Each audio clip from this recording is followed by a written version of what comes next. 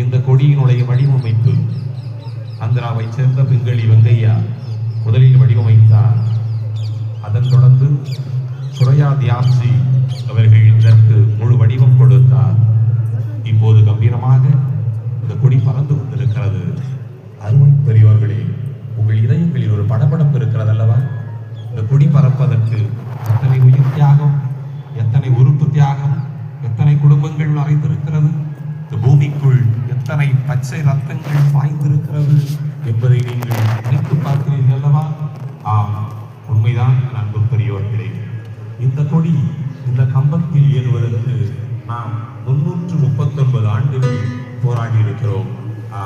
339 ஆண்டுகள் போராட்டத்தின் விளைவுதான் இந்த பட்டொலி வீசும் தேசிய கொடி.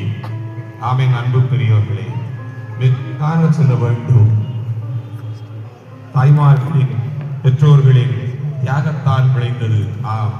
தாயும் மனைவியாக இருந்தால் கணவனும், கணவனாக இருந்தால் மனைவியும் விடை கொடுத்து அனுப்பிய வீர மறவர்களின் தியாகத்தில் விளைந்ததுதான் இந்த கொடி.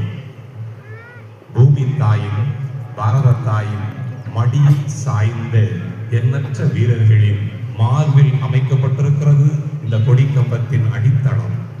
கொடி கம்பம் இரும்பென்று நினைக்கிறீர்களா? இல்லை, இல்லை என் அன்பு பெரியோர்களே, எண்ணற்ற வீரர்களின் முதுகெலும்பில் இந்த கொடி கம்பம் நிற்கிறது. தாங்கி செல்லும் இந்த கயிறு கயிறா? இல்லை, இல்லை, எண்ணற்ற வீரர்களின் நரம்புகளினால் இணைக்கப்பட்டது இந்த கயிறு. பறக்கின்ற இந்த கொடி, வண்ணக்கொடி வெறும் துணி என்று நீங்கள் நினைக்கிறீர்களா? இல்லை, இல்லை, அது துணிவு. மேலிருக்கும் காவி காவியா? இல்லை, காவியம். இடையில் இருக்கும் வெள்ளை வீரியம், இறுதியில் இருக்கும் பச்சை. இந்த இரண்டிற்கும் உயிர் தரும் செழுமை. இத்தகு சிறப்பு மிகுந்த இந்த கொடியை ஏற்றுகிற போது நாம் இந்த மண்ணில் உயிர் தியாகம் செய்து தியாகிகளை நினைத்து நெஞ்சில் அவருக்கு ஒரு ஆலயம் வைப்போம். இதயத்தில் என்றும் இந்த நாட்டை சுமப்போம். பாரதி சொன்னான் 21 பிறகு 1921 பாடினான், ஆடுவோமே பள்ளு பாடுவோமே ஆனந்த சுதந்திரம் விட்டோம் என்று.